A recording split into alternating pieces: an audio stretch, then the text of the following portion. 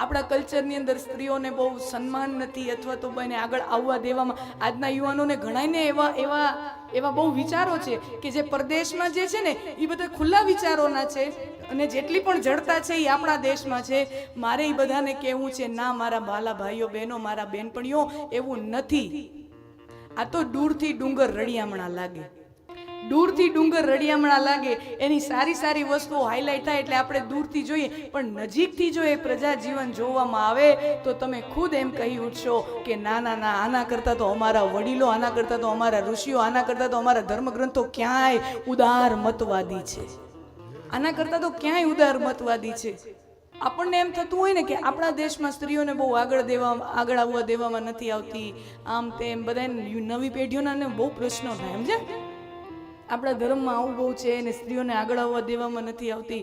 પછી હું તમને ખાલી એટલું સીધું તમને ઉદાહરણ કહું. આપણે એ દેશના વાસીઓ છીએ. અમેરિકા કરતા હું તમને ખાલી એટલું કહું, અમેરિકા ગમે તેટલો આગળ પડતો દેશ હોય, ગમે તેટલો વિકસિત દેશ હોય, અમેરિકાને આઝાદ થયા ને 350 વર્ષ જેવું થયું, 300 વર્ષનો એનો ઇતિહાસ છે. અને આપણી પહેલાં તો અંગ્રેજોના શાસનમાંથી ક્યારનું મુક્ત થઈ ગયું છે, કેટલાય વર્ષો પહેલાં મુક્ત થઈ ગયું છે. ને લોકશાહી બહુ વર્ષોથી ત્યાં છે. ભારત દેશ આઝાદ થયો ને ત્યાં કેટલા વર્ષ, 75-80 વર્ષ તો ભારત દેશને આઝાદ થયા ને ત્યાં. આપણા કરતાં તો અનેક વર્ષ વધારે એને આઝાદી મળ્યા એને ત્યાં. પણ હજી સુધી ત્યાં લોકશાહી ચાલે છે. હજી સુધી ત્યાં લોકશાહીમાં કોઈ સ્ત્રી પ્રેસિડેન્ટના હોદ્દા ઉપર ચૂંટાણી નથી. તો એ કઈ આગળ પડતા વિચારોવાળી એ સમાજ કહેવાય?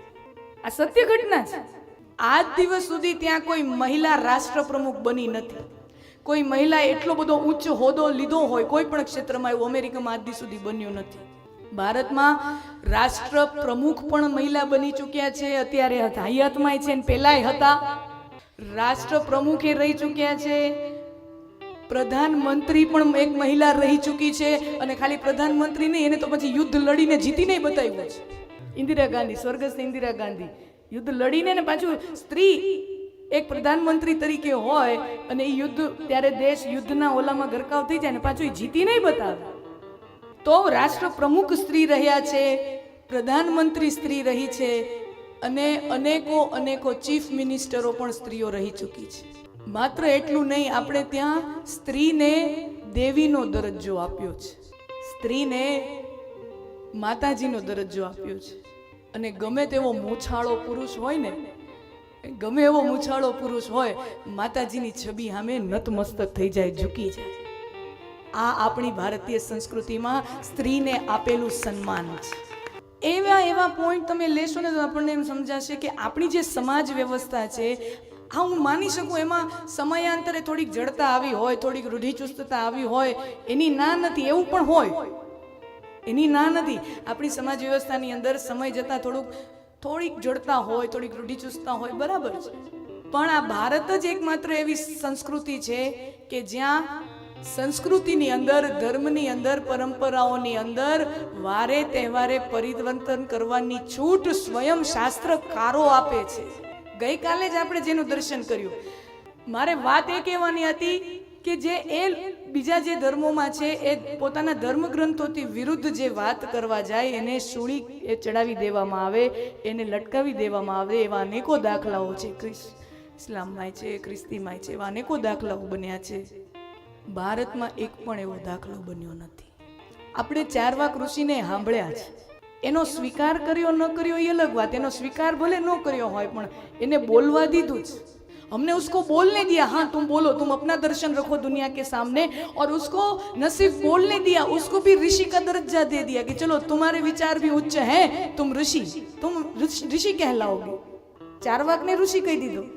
श्री कृष्ण, जिंदा समाज वो होता है जो अपने बीच में रही हुई प्रतिभाओं को, अपने बीच में रहे हुए महापुरुष को जब वो जिंदा है तब उनको महापुरुष माने. वो स्वस्थ समाज की परिभाषा है. स्वस्थ समाज कोने कहेवाय?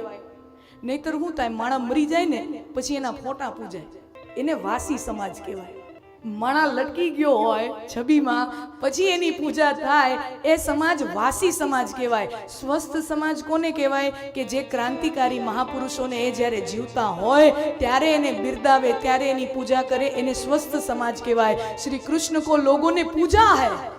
શ્રી કૃષ્ણ જબ જિંદા થે, જીસસ તો મર્યા પછી પૂજાણા. સમજજો મારા વાલા, જીસસ સૂડીએ લટક્યા પછી પૂજાણા. અને એમના વિચારો પણ બહુ, અમુક અમુક વિચારો તમે વાંચીએ, ઉત્કૃષ્ટ વિચારો છે, એની પણ ના નથી. આપણે હું કામ હાંકડા મનના થાવ? આપણને તો જ્યાંથી સારા વિચારો મળે એનો ગ્રહણ કરી લેવાનો ને. આણો ભદ્રા કરતવો વિશ્વ તો, જ્યાં જ્યાંથી સારું મળે એનો સ્વીકાર.